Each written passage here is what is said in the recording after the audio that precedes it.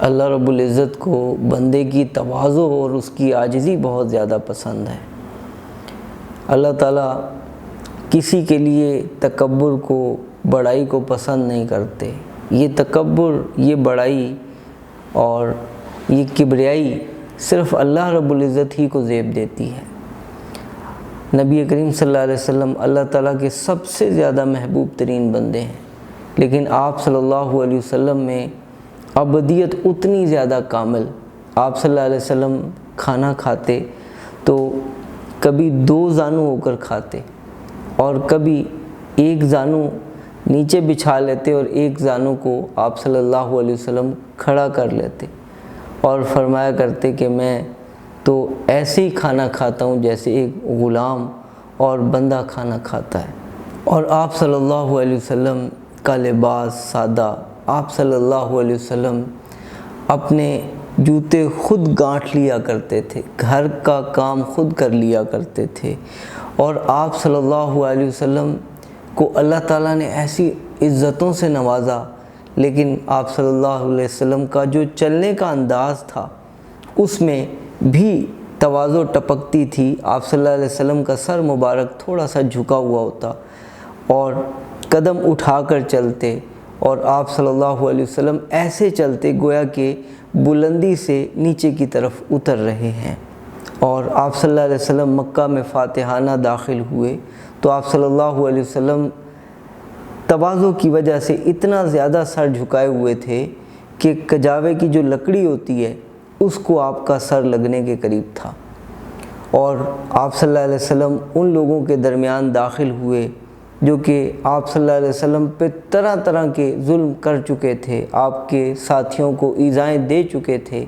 لیکن آپ صلی اللہ علیہ وسلم نے کوئی انتقامی فیصلہ نہیں فرمایا، بلکہ انہیں فرمایا لا تصریب علیکم اليوم، آج کے دن تم پر کوئی گرفت نہیں اور کوئی تم سے مواخذہ نہیں، سب کو معاف کر دیا، یہاں تک کہ فرمایا جو ابو سفیان کے گھر میں داخل ہو جائے اس کو بھی معافی، جو بیت اللہ میں داخل ہو جائے، حرم میں چلا جائے اس کو بھی معافی، اور جو اپنے گھر میں رہ جائے لڑنے کے لیے باہر نہ نکلے اسے بھی معافی۔ تو یہ آپ صلی اللہ علیہ وسلم کے کریمانہ اخلاق اور آپ صلی اللہ علیہ وسلم کی تواضع اور عاجزی، جن کو معراج پہ بلایا گیا ہو اور وہ لوگوں کے ساتھ یوں محبتیں کرتے ہوں، کتنی عاجزی چاہیے۔ اور یہ جو خود پسندی کے بول ہیں یہ اللہ تعالیٰ کو بہت ناپسند ہے۔ ایک دفعہ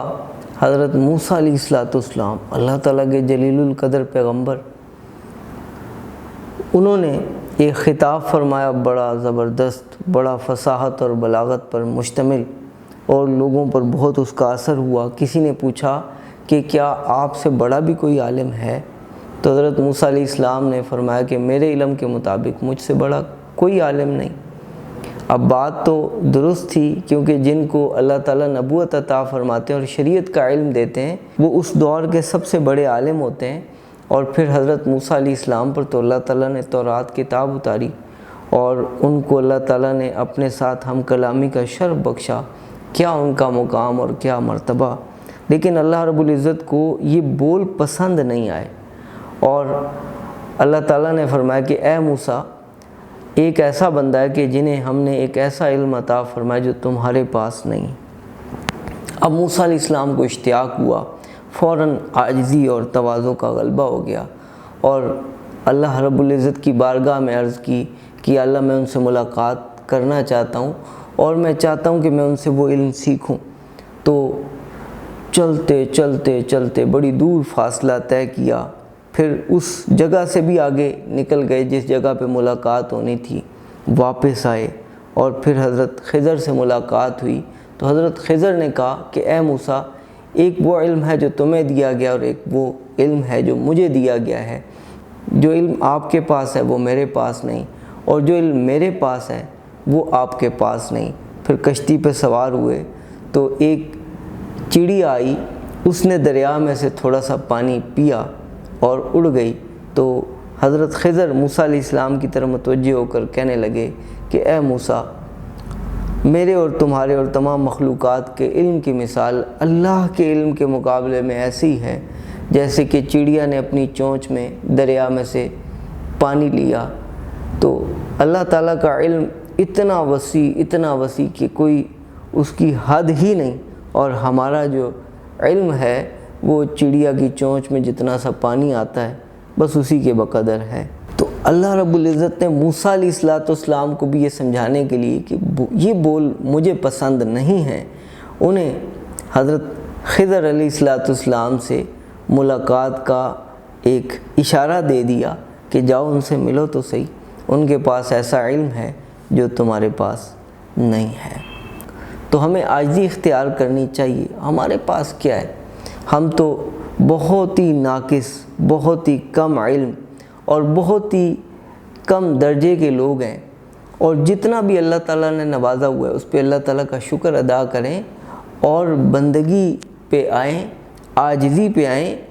جتنا ہم عاجزی کو اختیار کریں گے اتنا زیادہ اللہ تعالیٰ مرتبوں سے نوازیں گے۔ حدیث مبارکہ میں آتا ہے من تواضع للہ رفعہ اللہ، جو اللہ کے لیے تواضع اختیار کرتا ہے اللہ تعالیٰ اس کو بلندیاں دیتے ہیں، اور جو تکبر کرتا ہے اللہ تعالیٰ اس کو پستی کی طرف گرا دیتے ہیں، کیونکہ تکبر اللہ تعالیٰ کو پسند نہیں۔ کبریائی تو اللہ کی چادر ہے، بندے کے لیے کہاں زیب دیتی ہے۔